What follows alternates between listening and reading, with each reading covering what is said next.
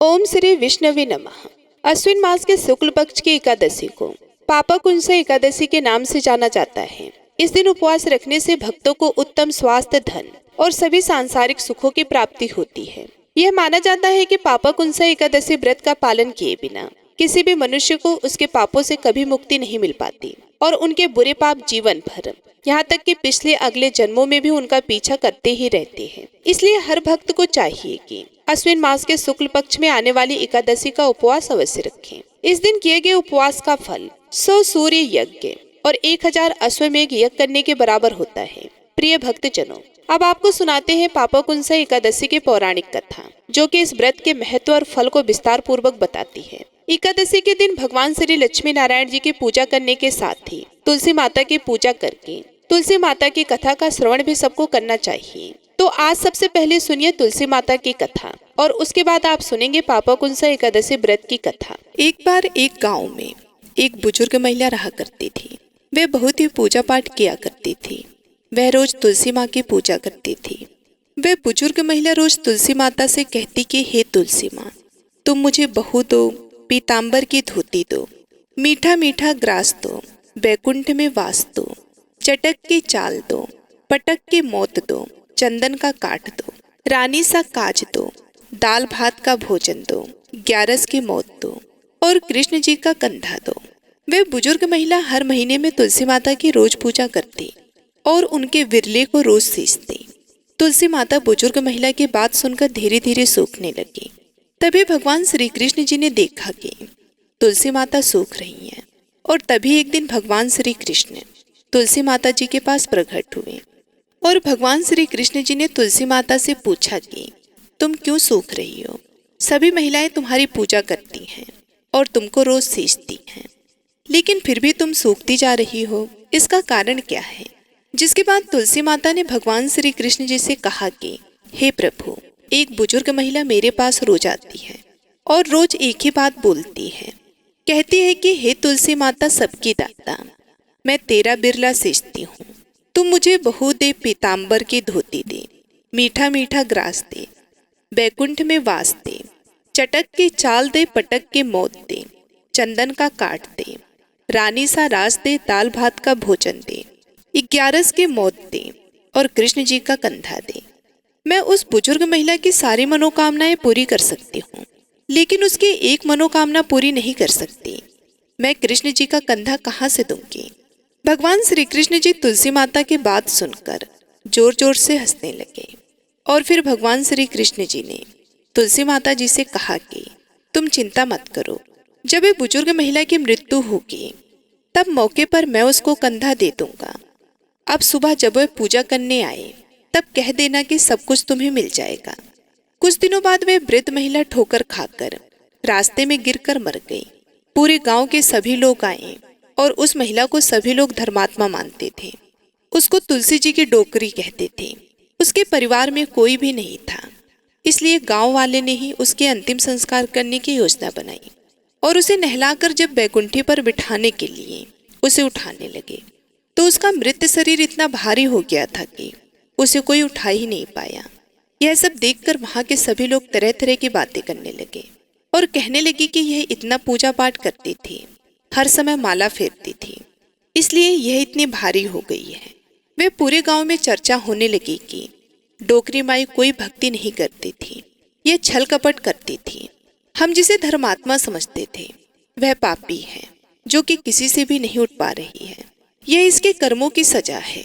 इधर भगवान ने सोचा कि मेरे भक्तों की निंदा हो रही है, इसलिए भगवान ने बूढ़े ब्राह्मण का भेष धारण करके वहां पर आए और वहां पर एक व्यक्ति से पूछने लगे कि यहाँ पर इतनी भीड़ क्यों लगी है, जिससे लोग कहने लगे कि यह डोकरी माई मर गई हैं और पाप इतना था कि जिससे ये उठ नहीं पा रही हैं। सब उठा उठा कर थक गए। तब ब्राह्मण ने कहा कि मुझे एक बात डोकरी के कानों में कहने दो, फिर वे देखो कैसे उठती हैं। तो सभी लोगों ने कहा कि आप भी प्रयास करके देख लीजिए। तब भगवान ने उस वृद्ध महिला के कानों में कहा कि हे डोकरी माई, देखो मैं आ गया हूँ।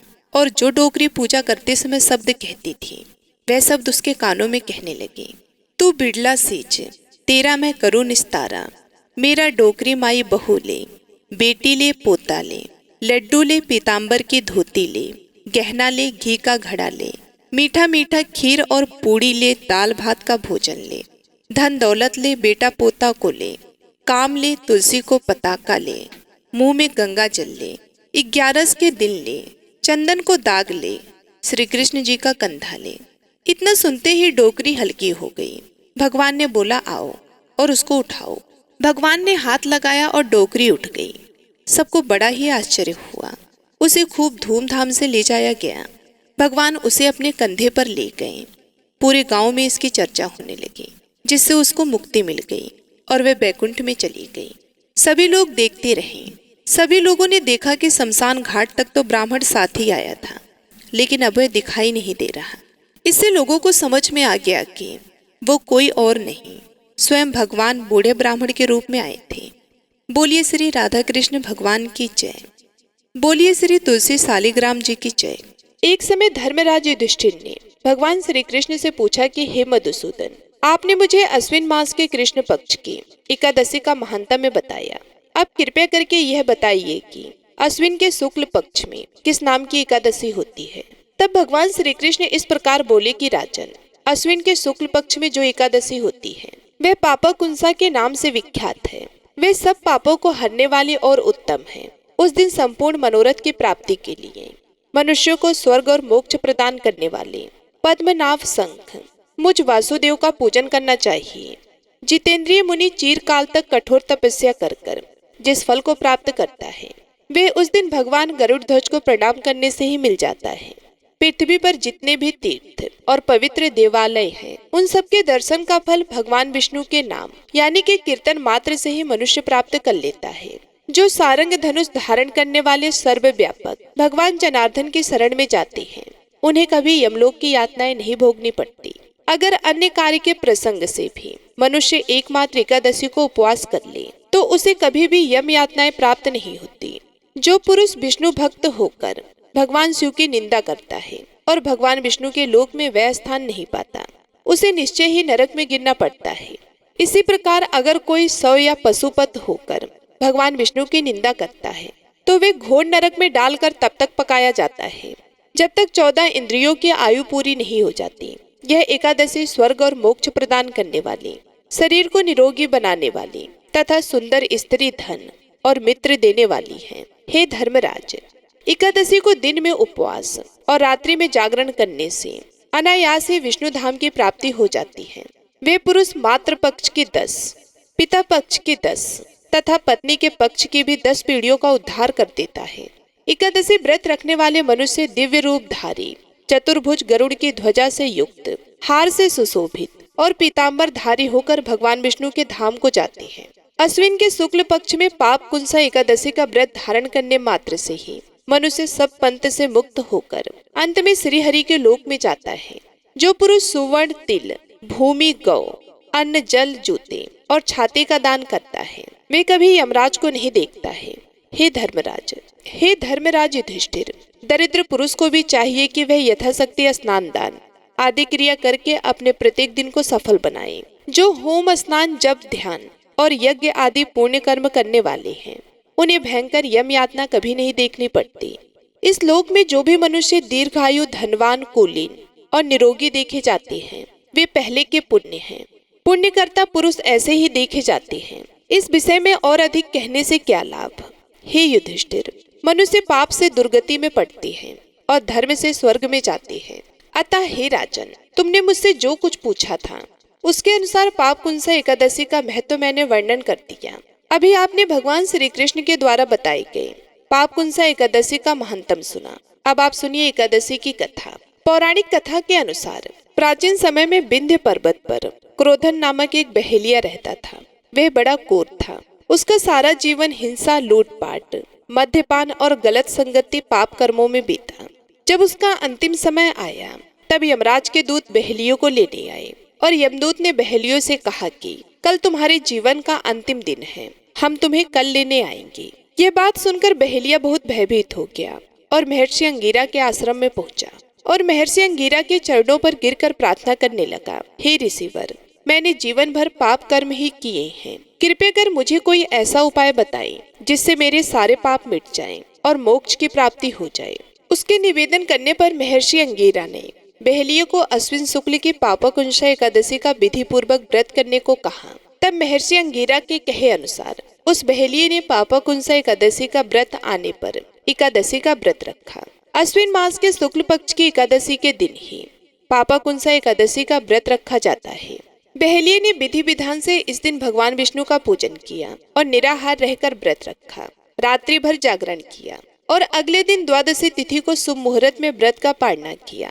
तब भगवान विष्णु की कृपा से वे बहेलिया सारे पापों से छुटकारा पा लिया और इस व्रत पूजन के बल से भगवान की कृपा से वे विष्णु लोक को गया। जब यमराज के यमदूत ने इस चमत्कार को देखा तो वे बहेलियों को बिना लिए ही यमलोक वापस लौट गए। पापकुंसा एकादशी के प्रताप के कारण बहेलिये के सभी पाप मिट चुके थे। यमदूत को खाली हाथ यमलोक जाना पड़ा और वे बहेलिया स्वर्गलोक से आए हुए दिव्य विमान पर बैठकर भगवान विष्णु के धाम को चला गया।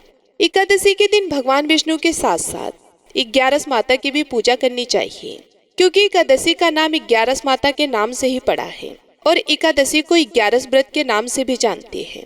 भगवान विष्णु के साथ साथ जिस घर में 11 माता की पूजा होती है उस घर में सदा समृद्धि बनी रहती है, उस घर में संतानों की सदा रक्षा होती है।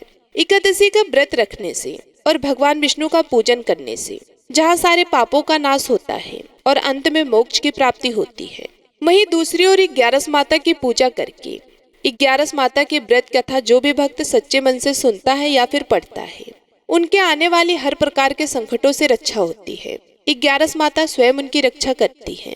जो लोग इस दिन व्रत ना भी रख पाए उन्हें भी 11 माता की इस कथा को सच्चे मन से जरूर सुनना चाहिए। पौराणिक कथा के अनुसार सतयुग में मूर नाम का दैत्य उत्पन्न हुआ। वह बड़ा बलवान और भयानक था। उस प्रचंड दैत्य ने देवराज इंद्र, आदित्य, वसु, वायु, अग्नि आदि सभी देवताओं को पराजित कर भगा दिया।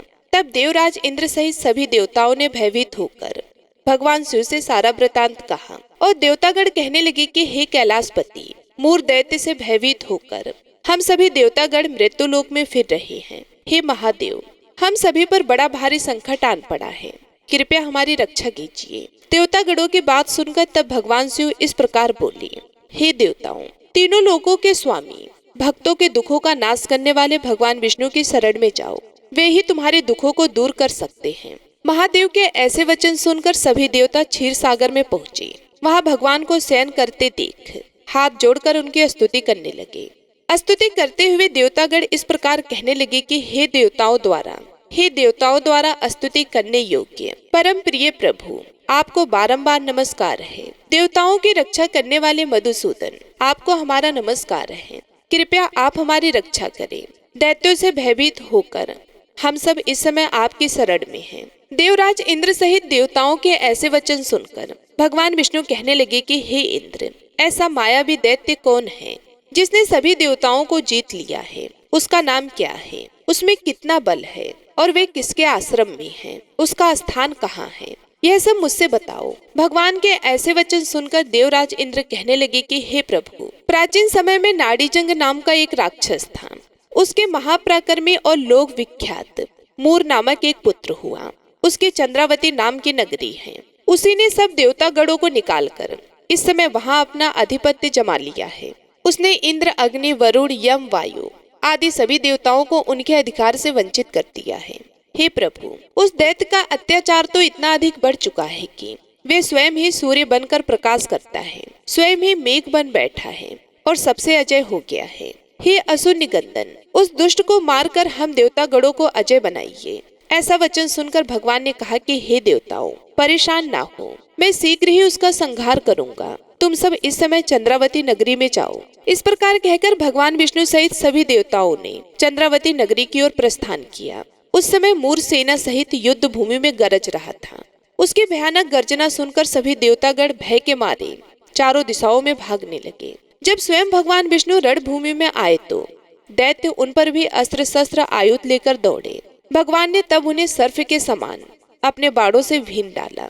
बहुत सारे दैत्य इस प्रकार मारे गए, केवल मूर ही बचा रहा। वे अविचल भाव से भगवान के साथ निर्भय होकर युद्ध करता रहा। भगवान जो भी तीक्ष्ण बाण उसे मारने के लिए चलाते, उसके लिए वह पुष्प बाण सिद्ध हो जाते। यहाँ तक कि भगवान से युद्ध करते समय उसका सारा शरीर छिन्न भिन्न हो गया, किंतु वह लगातार युद्ध करता रहा और फिर दोनों के बीच मल्ल युद्ध भी हुआ। 100,000 वर्षों तक इस प्रकार कहा जाता है कि उनका युद्ध चलता रहा, किंतु मूर नहीं हारा और ना ही थका। मूर से कई वर्षों तक लगातार युद्ध करने और युद्ध में थकने के साथ ही अपनी माया रचाने के लिए भगवान विष्णु बद्रिका आश्रम में चले गए। वहाँ हेमवती नाम की सुंदर गुफा थी, उसमें विश्राम करने के लिए भगवान उसके अंदर प्रवेश कर गए। वे गुफा 12 योजन लंबी थी और उसका केवल एक ही द्वार था। विष्णु भगवान वहाँ योगी निद्रा की गोद में सो गए। देखते ही देखते मूर भी उनके पीछे आ गया और भगवान को सोया हुआ देखकर उन्हें मारने के लिए तैयार हुआ। तभी भगवान के शरीर से उज्जवल कांति में रूप वाली देवी प्रकट हुई। देवी ने जब अपने सामने मूर नाम के दैत्य को युद्ध करने के लिए तत्पर देखा तो उसे युद्ध करने के लिए ललकारा।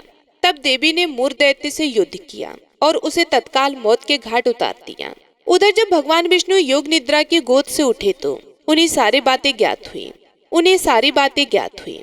सब बातों को जानकर भगवान विष्णु देवी से कहने लगे कि देवी, आपका जन्म एकादशी के दिन हुआ है, अतः आप 11 माता के नाम से पूजित होगी और आपके भक्त भी वही होंगे जो मेरे भक्त हैं।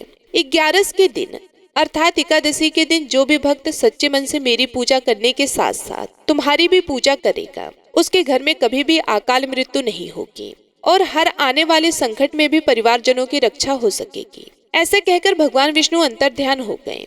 अब आइए सुनते हैं लप्सी और तपसी की कथा, जो कि हर व्रत के बाद में अवश्य सुनना चाहिए, क्योंकि ऐसा कहा जाता है कि बगैर लप्सी और तपसी की कथा सुने बगैर कोई भी व्रत कथा पूर्ण नहीं होता।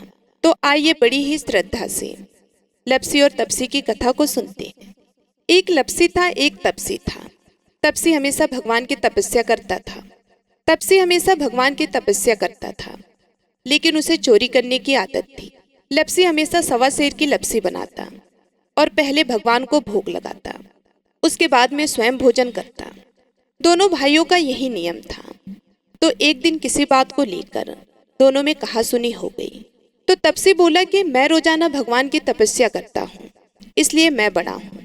तो लप्सी बोला कि मैं रोज भगवान को 1.25 सेर की लप्सी का भोग लगाता हूँ, इसलिए मैं बड़ा हूँ। ऐसा कहते हुए दोनों जोर जोर से लड़ने लगे। तभी वहां से नारद जी गुजर रहे थे। दोनों को लड़ता हुआ देखकर वहां आए और उनसे पूछा कि तुम दोनों क्यों लड़ रहे हो। तो दोनों ने अपने आप को बड़ा बताया और साथ में बड़ा होने का कारण भी बताया। तो नारद जी बोले कि मैं तुम्हारा फैसला कर दूंगा, कल आऊंगा, बता भी दूंगा कि तुम दोनों में से कौन बड़ा है। दूसरे दिन लप्सी और तपसी नहाकर अपने रोज की भक्ति करने आए। तो नारद जी ने छुपकर 1.25 करोड़ की एक अंगूठी उन दोनों के आगे रख दी। जैसे ही भक्ति करते हुए तपसी की नजर उस अंगूठी पर पड़ी तो उसने चुपचाप उस अंगूठी को उठाई और अपने पैरों के नीचे दबा ली। लप्सी की नजर अंगूठी पर पड़ी, लेकिन उसने ध्यान नहीं दिया। उसने पहले भगवान को भोग लगाया और फिर स्वयं भोजन करने के लिए बैठ गया। थोड़ी देर बाद नारद जी सामने आए। तो दोनों ने पूछा कि अब बताओ, हम में से कौन बड़ा है। तो नारद जी ने तपसी से खड़ा होने के लिए कहा तो वे खड़ा हुआ तो उसके पैर के नीचे दबी हुई अंगूठी दिखाई दी।